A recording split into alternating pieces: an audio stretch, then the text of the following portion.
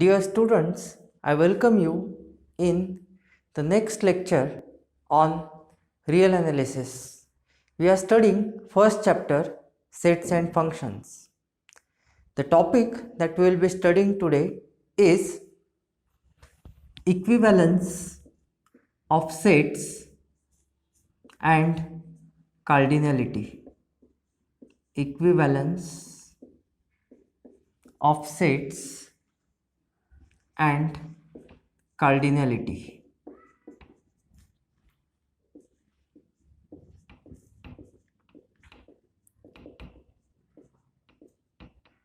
It was the mathematician Cantor who rigorously defined the concept of cardinality in set theory. Cantor is also called as father of set theory for this reason. We will study some definitions and points. First, we define a 1-1 function, 1-1 function or injective function, 1-1 or injective function.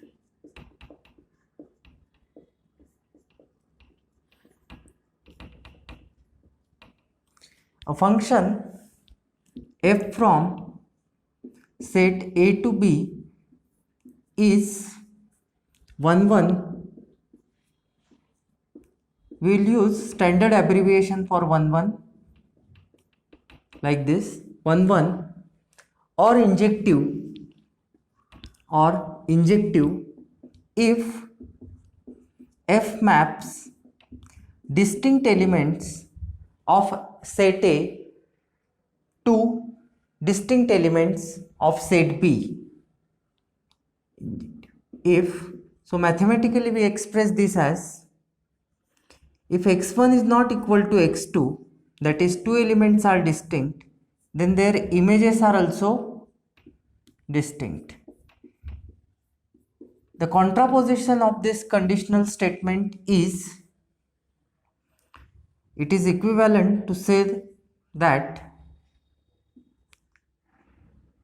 function f is 1-1 if f of x1, x2 images are equal if and only if images are equal, pre-images are equal. So f of x1 is equal to x2 if x1 is equal to x2. This is equivalent to saying this. So the definition of 1-1 function is this, and this condition is equivalent to this. Distinct elements get mapped to distinct element. Next, we will define onto or surjective function. Onto function or surjective function.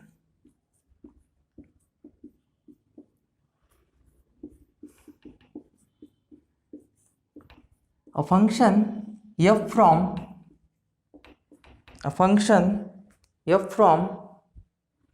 set A to B,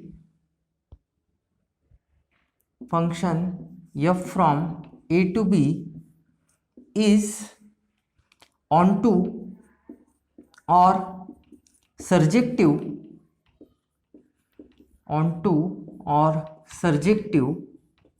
if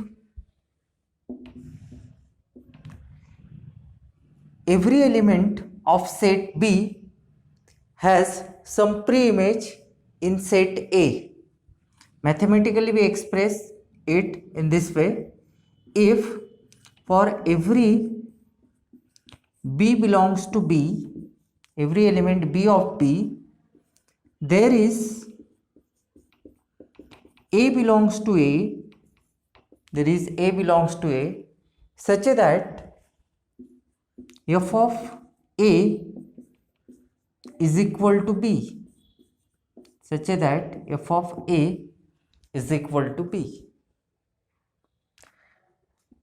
Another way to express or To define onto function is this: f from a to b is onto or surjective if and only if, recall that every definition in mathematics can be written in this form, if and only if type of statement.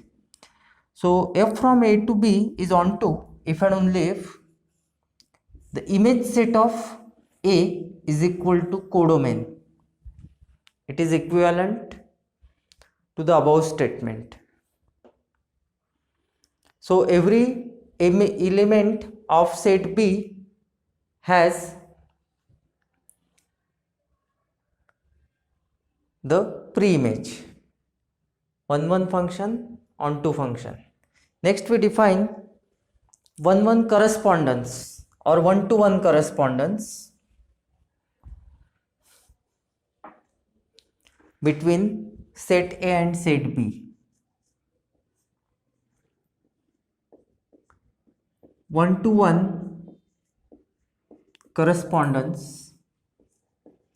Note that this is different from 1-1 function. It is 1-to-1 correspondence or bijective function. Bijective function.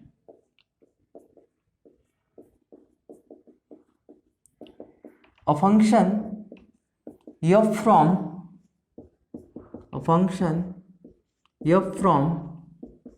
a to b is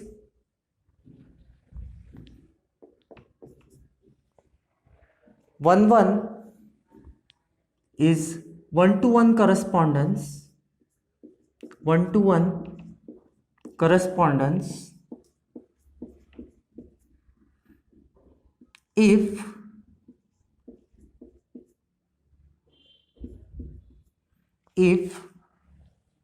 f is 1-1, that is injective,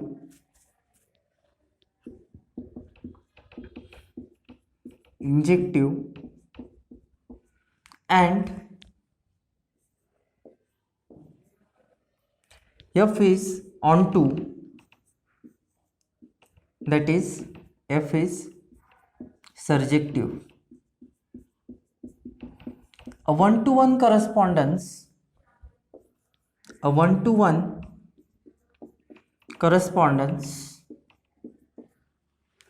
is also called as a 1-to-1 correspondence is also called as bijective function. So what is bijective function? Also called as bijective function. So what is bijective function? The function which is injective and surjective. We can visualize 1-to-1 correspondence in this fashion. For every element of set A, there is exactly one element of set B, and conversely, for every element of set B, there is exactly one element of set A. So it is something similar to pairing out the elements. So if A has 10 elements, B will also have 10 elements, like this. So this is 1-to-1 correspondence. Note that it is different from 1-1 function. 1-to-1 correspondence is bijective function. It is both 1-1 and onto, and it is injective or surjective. Injective and surjective. Next definition, equivalent sets. So sets A and B, equivalent sets A and B are called equivalent sets. A and B are called equivalent sets. A and B are called equivalent sets if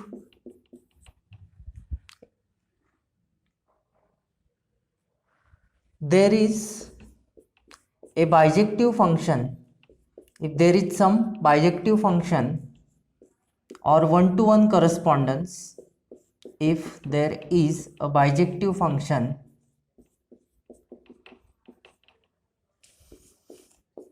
that is one-to-one correspondence,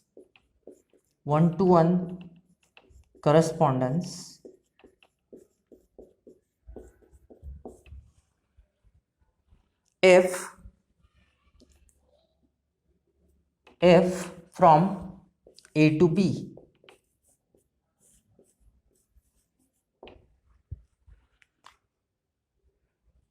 if A and B are equivalent sets, if A and B are equivalent sets,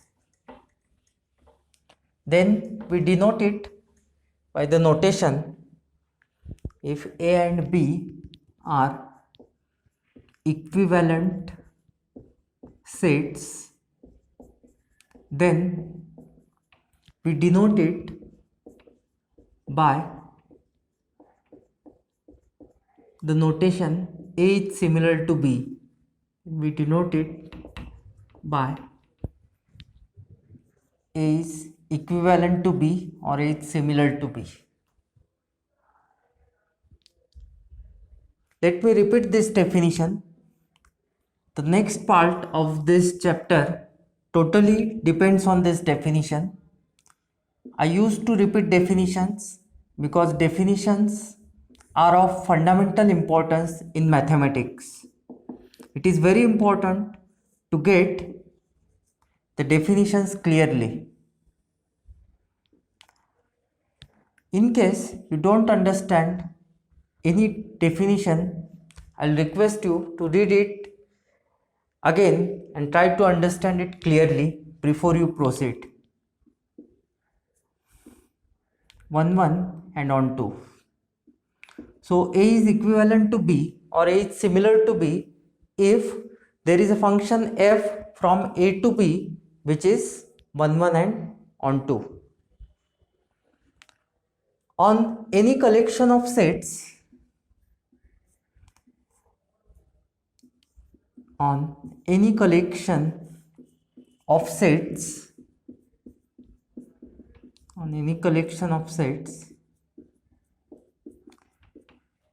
the relation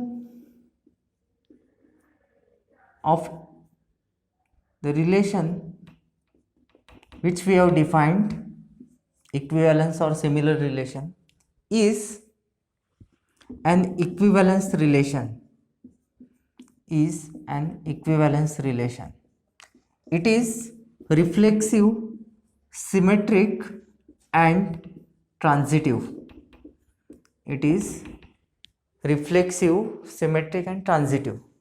We can easily justify this. A detailed proof is also possible here. I would request you to give a detailed proof of this fact. I'll give you hints for this, how it is reflexive. So it is reflexive for any set. We can define a function f from A to A as fx is equal to x, identity function. This function is of course 1 and on 2. So this identity function gives the desired bijection from A to itself, and by definition of equivalent sets we can say that A is equivalent to itself. The relation is symmetric.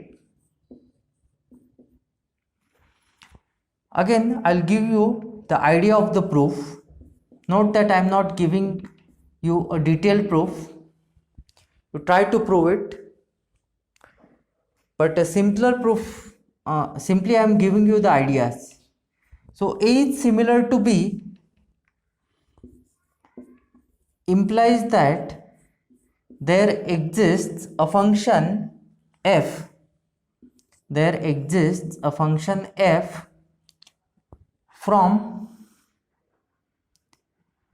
a to b which is 1 1 and on 2, which is 1 1 and on 2. Then we can define inverse function. The inverse function exists as it is bijective function, or it is 1 1 and on 2 function. So f inverse will also be 1 1 and on 2 function, and that will imply that b is similar to a. So thus we proved that this relation is symmetric. If a is similar to b, then b is similar to a. We can easily prove that this relation is transitive as well. What is transitivity? Transitivity is if a is similar to b and b is similar to c, then a will be similar to c. So let us assume that a is similar to b and b is similar to c. And this will imply that there exists a function f, from b to a which is 1 1 and on 2, and there will be a function, say g, from b to c which will be 1 1 and on 2. By taking composition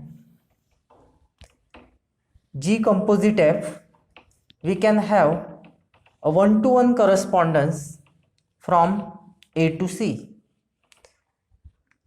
So composition of 1 1 function is 1 1 and composition of onto function is onto. With this observation, we can have a composite function G composite f from A to C which is 1 1 and onto, and this will imply that A is similar to C. Thus, with the assumption that A is similar to B and B is similar to C, we obtain that A is similar to C. This establishes the transitivity. You try to give detailed proof of each of these facts, that the relation of equivalence is reflexive, symmetric and transitive. This relation which we have defined. Next, we will define, let me define a finite set at this point. Finite set. A set S is finite if it is empty, if it is empty set, or it is equivalent to,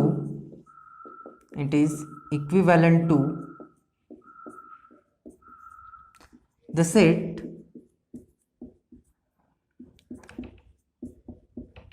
1 to n for some positive integer n,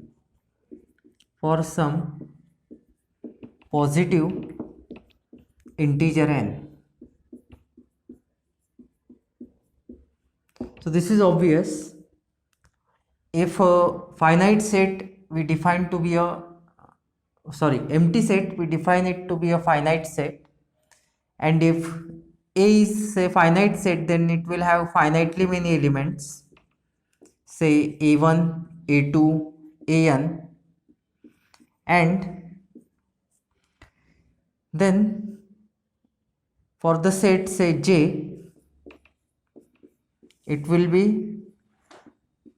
there will be obvious 1-to-1 correspondence between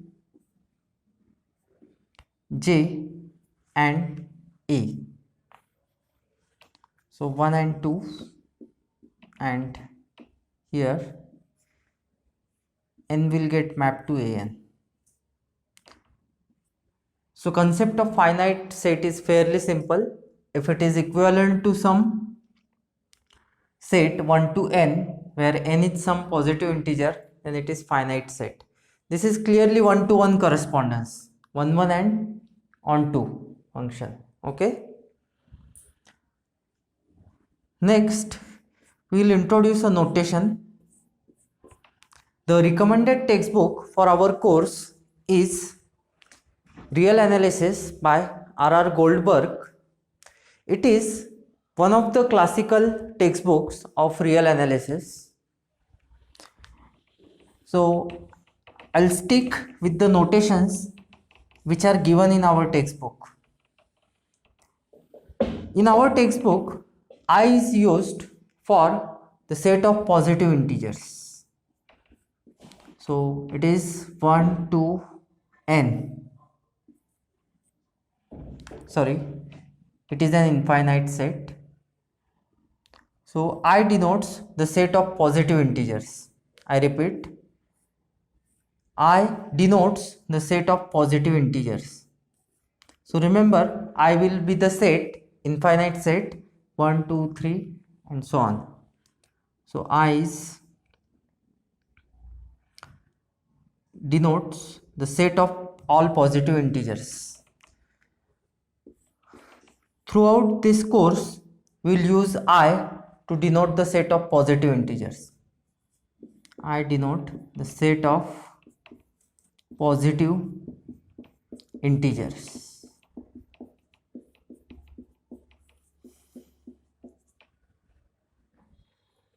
Next, we will define denumerable or countable set. Countable or denumerable, countable or denumerable set. A set S is countable or denumerable.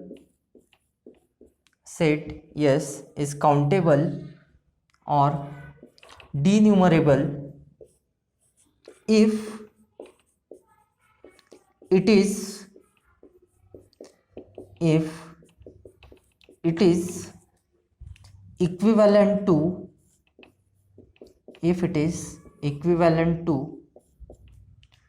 the set I of positive integers.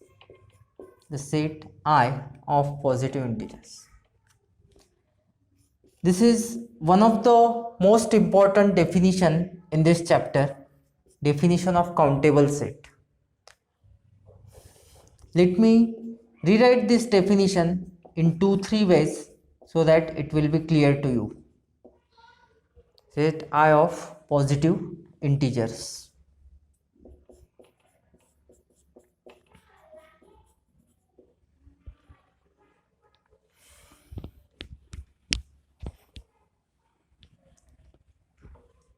Any countable set will be equivalent to the set I of positive integers.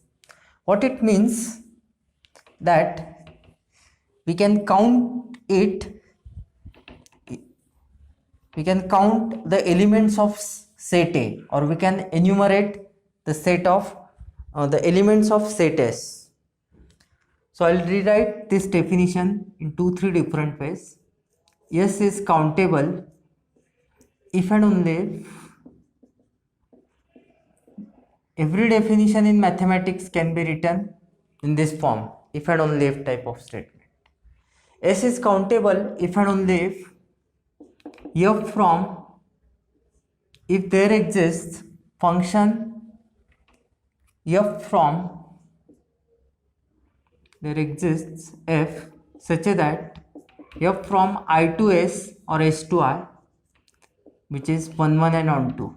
I could equivalently write S to I as well, because the relation of equivalence is similar.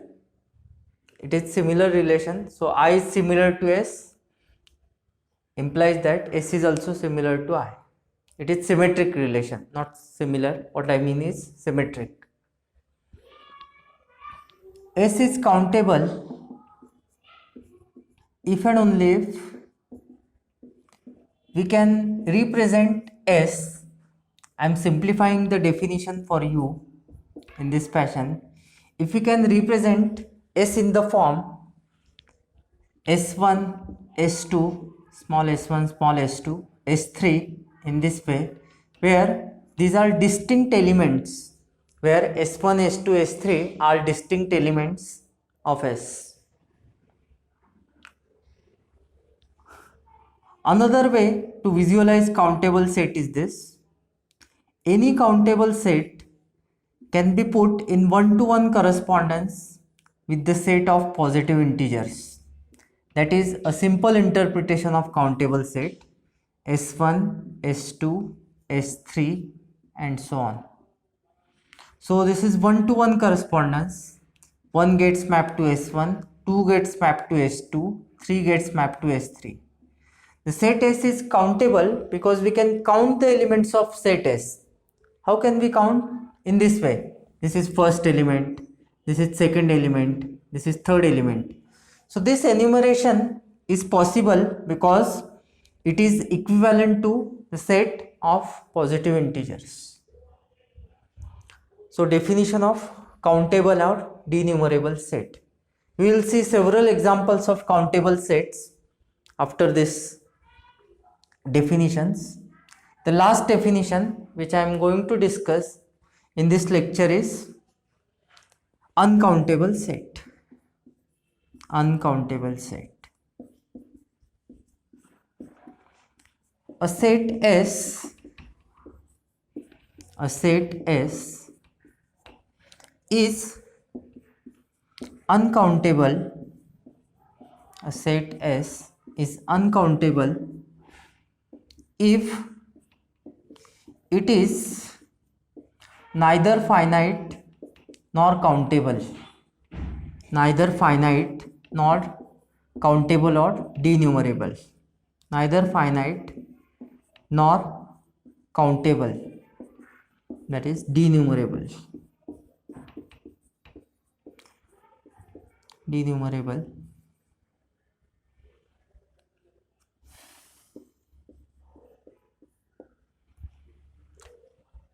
An uncountable set is an infinite set which cannot be put in one-to-one correspondence with I.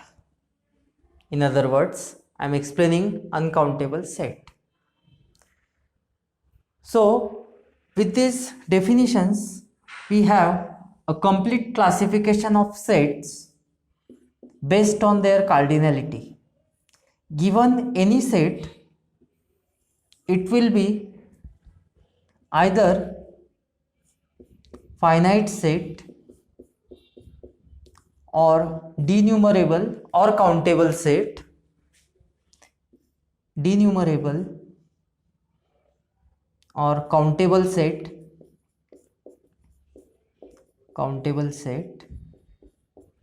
and it may be infinite set.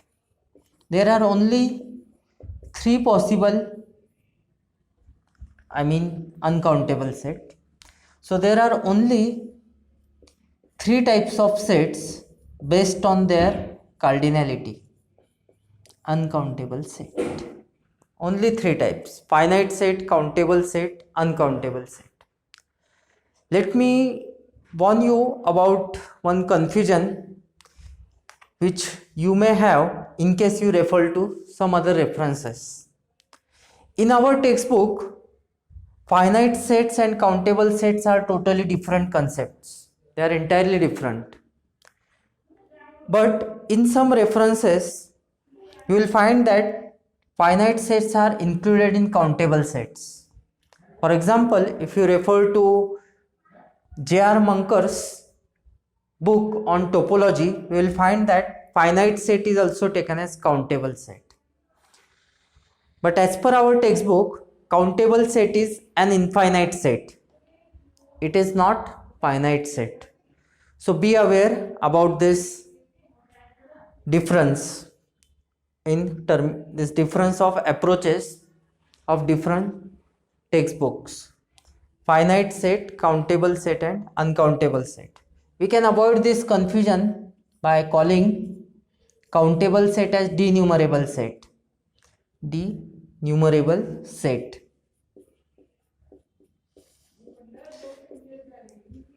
For our course, countable set will always be infinite set of this type. This you take into account. In next lecture, we will see some examples of countable sets. Thank you.